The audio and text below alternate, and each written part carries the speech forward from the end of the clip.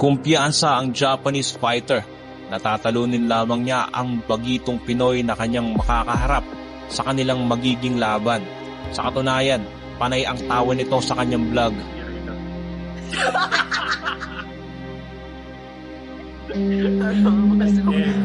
Ngunit, pagdating sa gabi ng laban, ganito naman ang nangyari. Hindi na tumitigil si Kent Kuber. Kuber. Wow!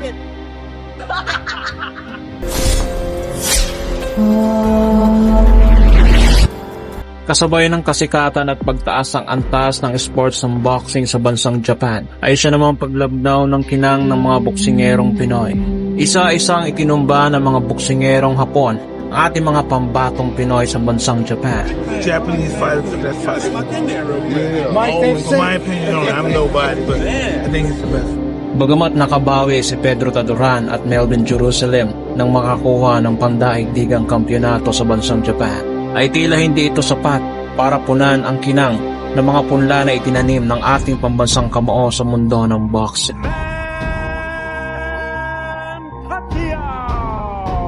Kaya naman ang ilan sa ating mga boksingerong Pinoy na nangangarap na maging tulad ng ating pambansang kamao na si Manny Pacquiao ay puspusan ng ensayo at ultimo ang kilos at mga galaw at ang estilo ng ating pambansang kamao sa ibabaw ng lona ay tila parehong-pareho na.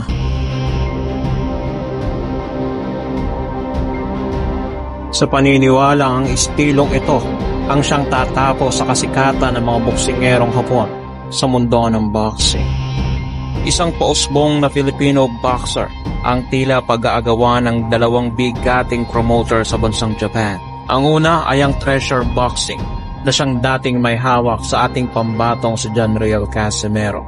At ang pangalawa ay ang Ohashi Boxing Promotion na siyang may hawak naman kay The Monster na Oya Inoue. Tila ba may kakaiba sa Pinoy na nakita ang dalawang promosyon nito para pag-agawa ng ating pambato? Ayon kay Masayuki Ito na siyang may-ari ng Treasure Boxing Promotion, ay tila nakita niya ang batang Manny Pacquiao dito sa pambato nating Pilipino. At ito ang naging dahilan para ipahayag nito na gusto niyang papirmahin ng kontrata sa kanyang promosyon ng ating pambatong Pinoy. Itong Pinoy na ating tinutukoy ay nagngangalang Kenneth Lovet, taga General Trias, Cavite, at may kasalukuyang kartadang 14 wins at may 9 knockouts at wala pang bahid ng talo. Katulad ng ating pambansang kamao, ito ay southpaw stance o isang kaliweteng boksingero. Ito ay naglalaro sa 118 pounds bantamweight division na kung saan naglalaro din ang kapatid ni Naoya Inoue at ang superstar ngayon at pound for pound list na si Junto Nakatani. Umangat na rin ito sa rankings dahil sa kanyang impresibong panalo sa kamakailang laban sa bansang Japan. Dinayo pa ng ating kababayan itong pambato ng Japan na si Keta Kurihara. Dahil sa laban na ito, ay dito niya nakuha ang pansin ng dalawang bigating promosyon sa bansang Japan na Treasure Boxing Promotion at Ohashi Boxing Promotions. Alam naman natin ngayon na ang mga boksingero sa Japan ay siyang namamayagpag ngayon sa lower weight class division. Kaya naman isang malaking pagkakataon ito sa ating pambato kung sakaling magkaroon pa siya ng mas marami pang laban dito sa bansang Japan hanggang sa makakuha siya ng isang malaking laban kung hindi si Junto Nakatani o ang The Monster na sina Oya Inoue. Dito sa unang round, Hindi na tumitigil si Kent Kuber. Wow! Good. Bilang ulit. That was a clean. Very clean.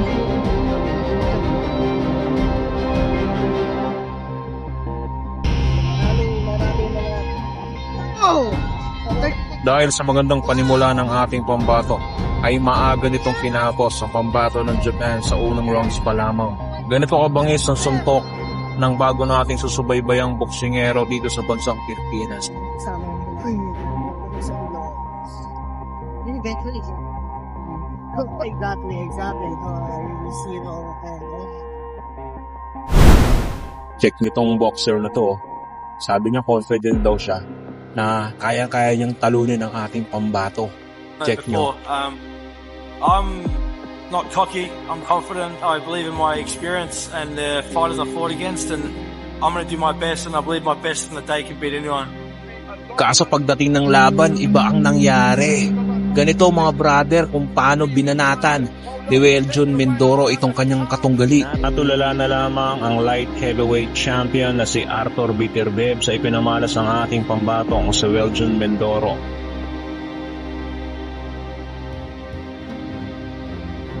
Kamakailan lamang ay napalaban itong ating pambatong si Weljon Mindoro sa pambato ng Australia na si Joel Camilleri. Marami nagsasabi na dahil dayo ang Pinoy ay malaki ang tsansa na matalo ang ating pambato. O dyan, ang kanyang makakalaban ay isang veterano dahil meron na itong 30 wins, 15 knockouts, pero mayroon na itong 8 talo sa pagkadaan. Ngunit 15% knockout ratio. Medyo may katasan din itong pambato ng Australia. Ngunit sa gabi ng laban ay hindi nagpadaig ang ating pambatong si Weljon Mindoro. Ultimo, ang boxing star na si Arthur Biterbeb ay napahanga ng Pinoy. Halina't sabay-sabay natin panoorin ang kanilang naging sagupaan. Alright, welcome sa ating fight commentary ng round 1. Weljon Mindoro versus Camilleri. White trunks, gold para sa kalaban, gold and black para sa ating pambatong. One combination. Tumama kagad sa ating kababayan. Gumanti naman itong si Camilleri sa body shots. Fight exhibition fight lamang ng mga kaibigan eh, totoong bakbakan ko itong mapapanood natin sa dalawang boksingerong ito.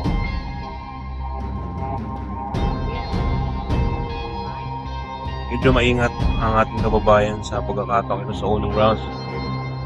Baba ang suntok.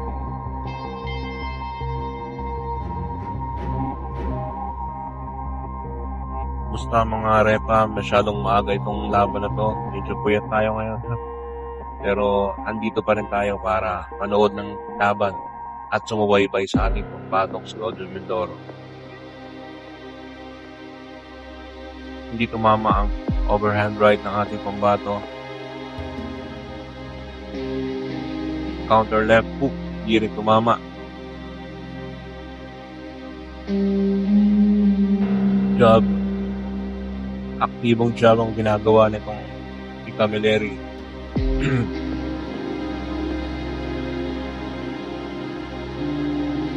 Napaganda ng pinapakita ng ating pambato sa unang rounds pa lamang, habang itong si Camilleri ay puro jab ang inaatake sa ating pambato. Tila tinatansya niya ang lakas ng ating kababayan. 1-2 combination.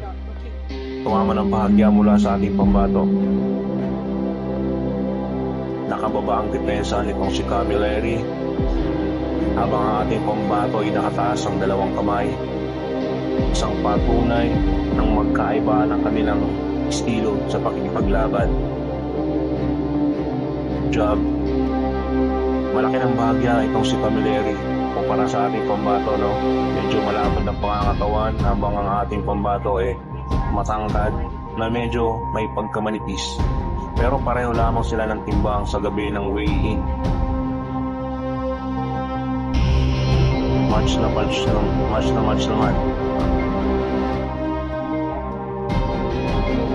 Nagkayakusan habang binubuli ang ating pambato sa corner.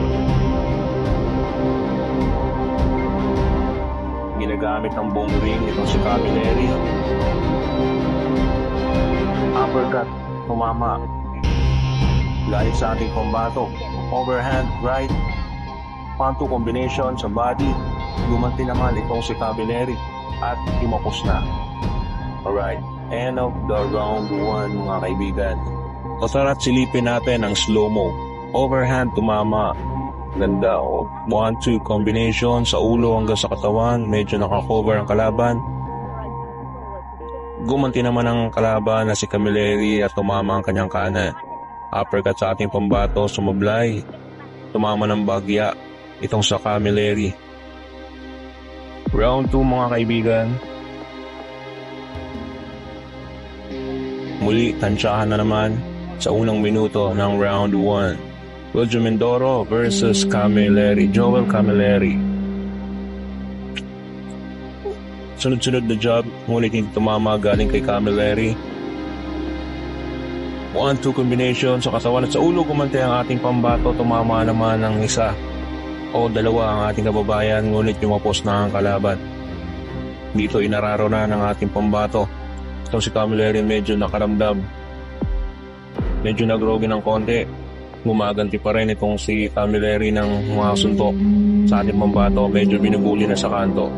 Ginagamit na ang katawan, pressure, para hindi makasuntok ang ating kababayan.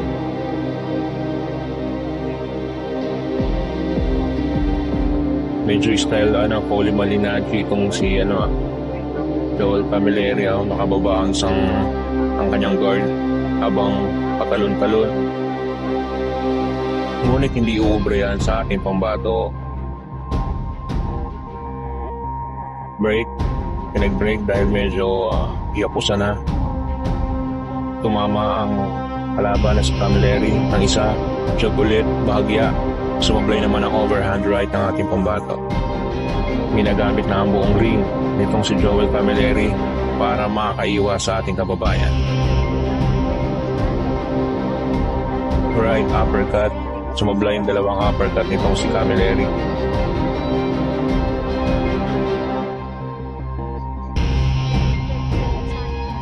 Medyo ginagamitan ng mga dirty tactics ang ating pambato. Iyayapusin, sabay aalis, sumasayaw-sayaw na para bang si Muhammad Ali itong si Camilleri. Side to side movement, sabay bibitaw ng jab habang hinuhuli ng ating kababayan ng mga ganitong galawan.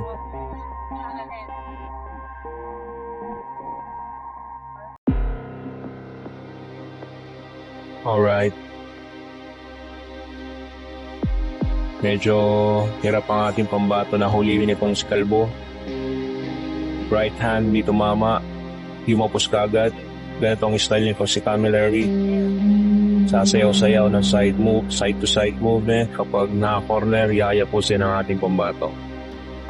Medyo nahihirapan dito ang ating kababayan.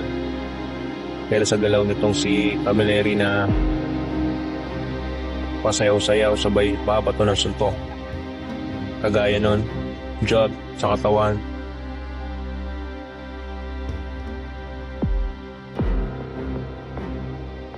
Sumablay ang kanan ng ating kababayan, kaliwa, jab. Alright, the end of the round 2.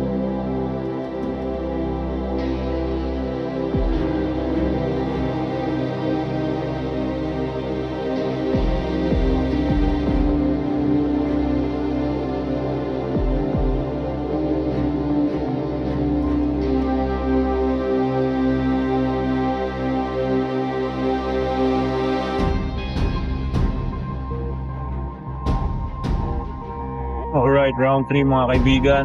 Agresibo ang ating pambato.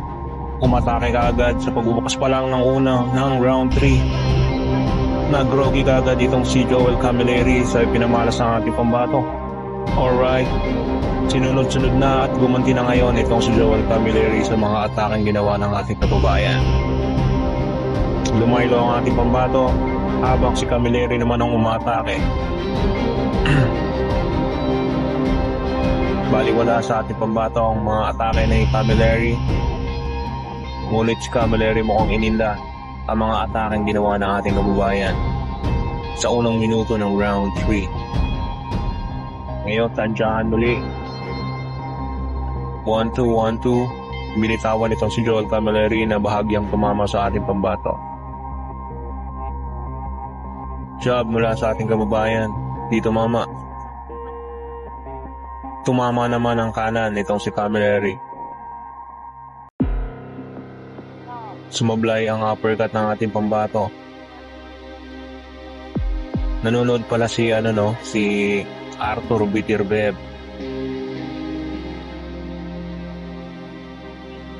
Yan na, umatake ng ating kababayan habang gumaganti naman itong si Joel Camilleri at yumapos na ang hinayupak. 1-2, dito mama. Medyo madulas itong si Camilleri. Uppercut, dito mama mula kay Joel Camilleri. Pasayaw-sayaw, side to side ang ginagawa nitong si Joel Camilleri habang patuloy naman sa paghuli ang ating pambato. Makakabitaw lang talaga ng isang solid kung ating kababayan ay tapos na ang boxing, mga kaibigan, no? You know, uppercut, dalawa. Yung isa tumama ng bahagya, yung isa ay hindi. Tinatansya-tansya na ng ating kababayan yung overhand right niya.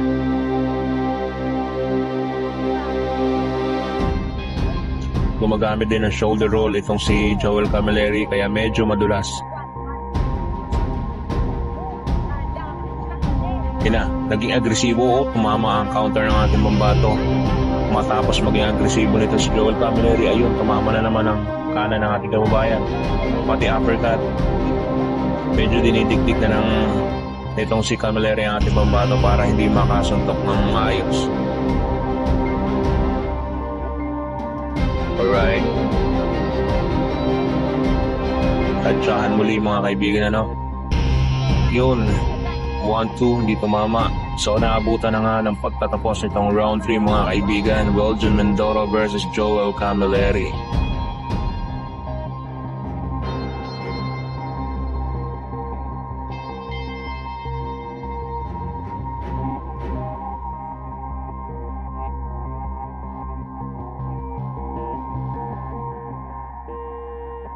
Round 4 na tayo mga kaibigan, ano?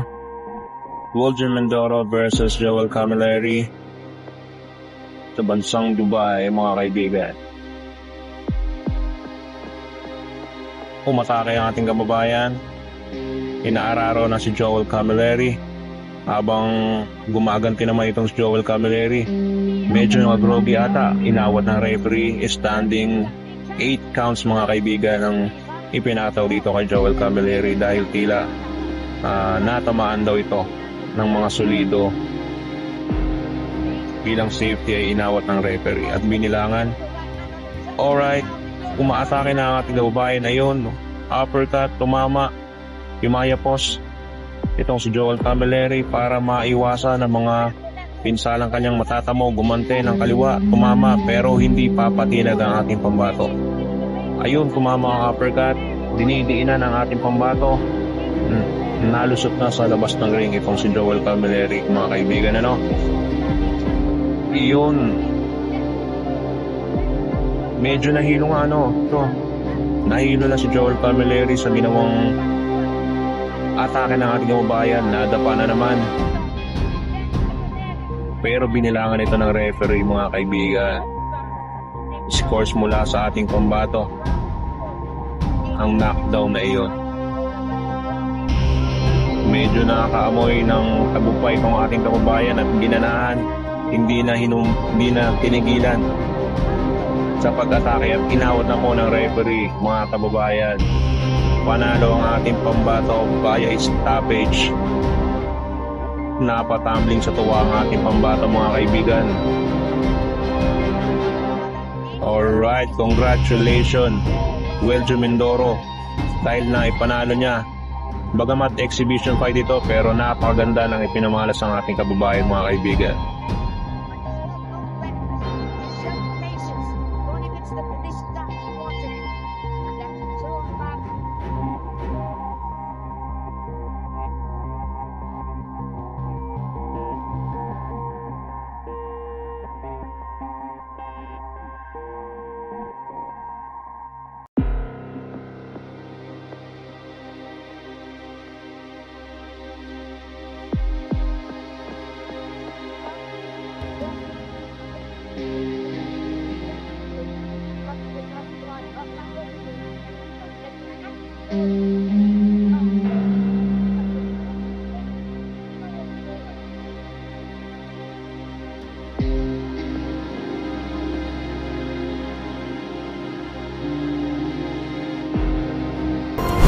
Mindoro, followed by the uppercut.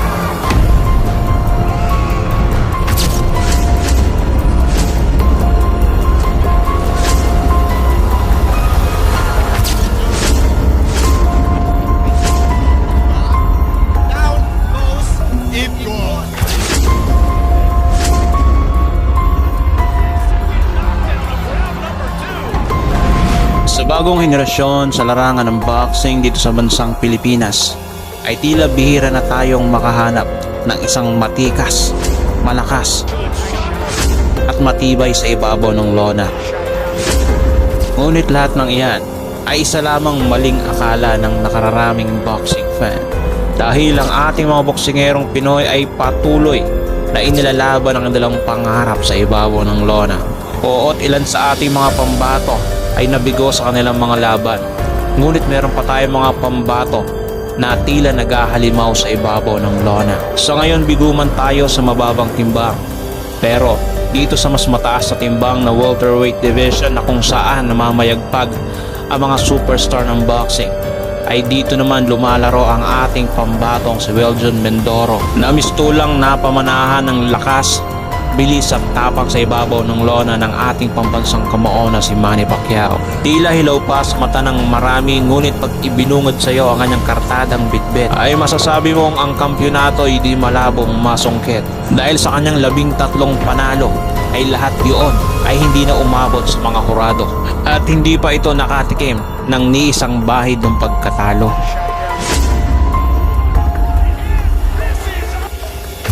Nakakalinlang ng mga ngiti sa labas ng ring, ngunit pagsampa sa ibabaw ng lona ay tila nagbabagong anyo bilang mabangis na nilalang.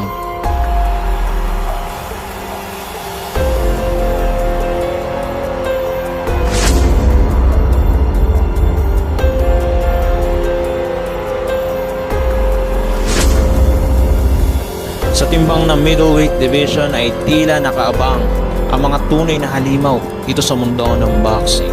Kaya naman itong ating pambatong si Weljon Mindoro ay paunti-unti nitong ginagapang itong middleweight division at nagpapakitang gilas sa Estados Unidos. Nang sa ganon ay may sakatuparan ang kampyonatong kanyang inasam-asam at maging superstar na tulad ng kanyang idol na si Manny Pacquiao. Isa na namang Pilipino ang gumagawa ng pangalan sa mundo ng boxing. Pinoy na lumalaban sa isang bigating dibisyon na kung saan naglipa na ang mga halimaw na boksingero sa buong mundo. Alam naman natin ang mga kalidad ng mga boksingerong lumalaban doon at kilala niyo naman iyon kung sino ang mga iyon. Nito lamang ay lumipad ang ating pambatong si Weljon Mindoro sa Estados Unidos para lumaban sa pambato ng Brazil na si Lucas Diabrio.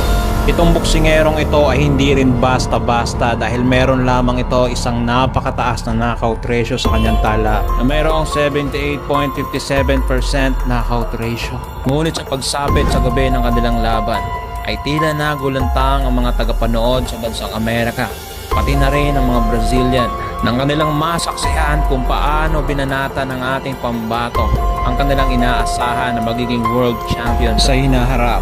Narito't sabay-sabay nating panoorin ang naging highlights sa kanilang laban. Sa simula pa lamang ng rounds ay makikita mo na kung gaano ka-agresibo ang ating kababayan. Ganon din naman itong pambato ng Brazil. Ngunit nakalalamang ang ating pambato sa liksi at lakas.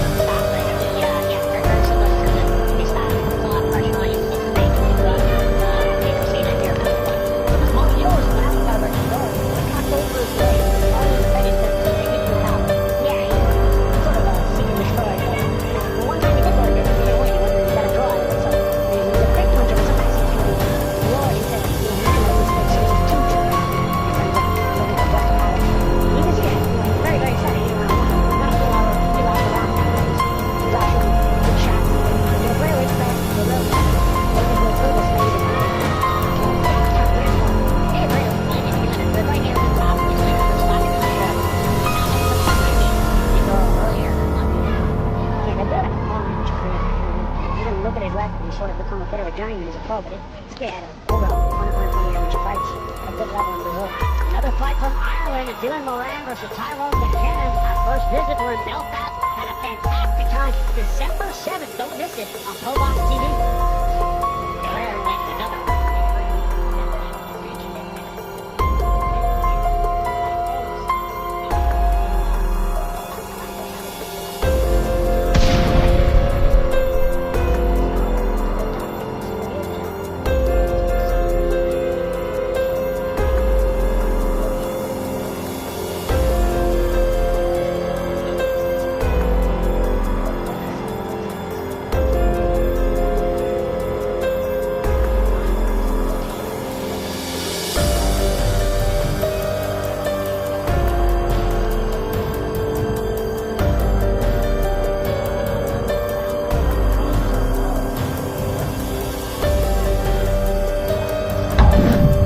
Dito sa pagpasok na ikalawang round ay mas lalong naging agresibo ang ating pambato at mas lalong tinindihan pa niya ang kanyang mga suntok na ipinapatama dito sa pambato ng Brazil.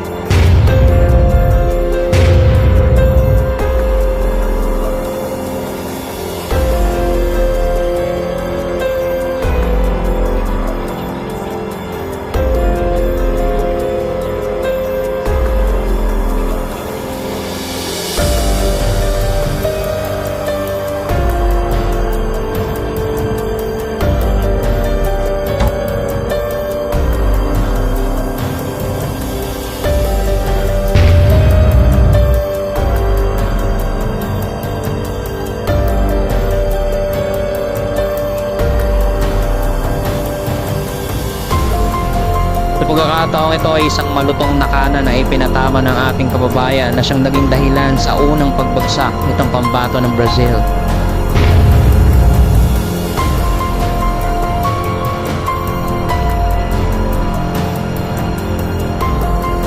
Muli ba naman itong nakabangon at naipagpatuloy pa ang kanilang bakbakan.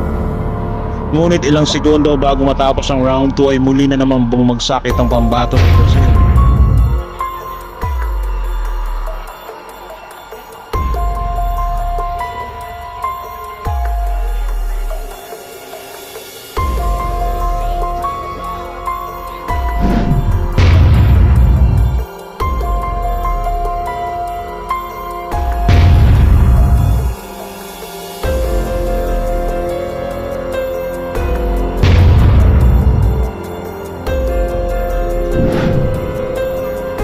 Sa pagpasok ng ikatlong rounds ay mapapansin natin na tila dumidistansya na itong pambato ng Brazil dahil sa naramdaman niya kung gaano kalakas ang ating pambato.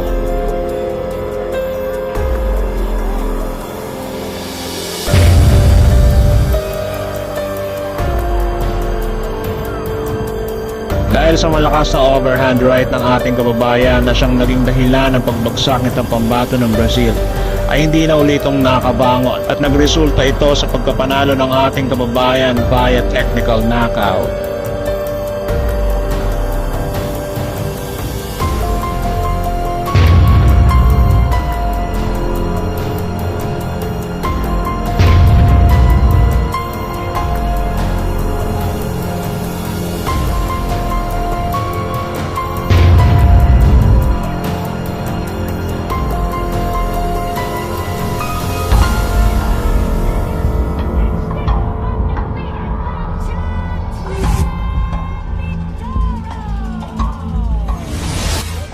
Kung nagustuhan nyo ang video ng tampok natin ngayon, paki-like and share. Pag-iwan ka na rin ng comments para sa iyong saloobin. At kung bago pa lamang dito ay paki-subscribe at huwag kalimutang pindutin ang notification bell button para updated ka sa mga umaatikabong videos tulad nito.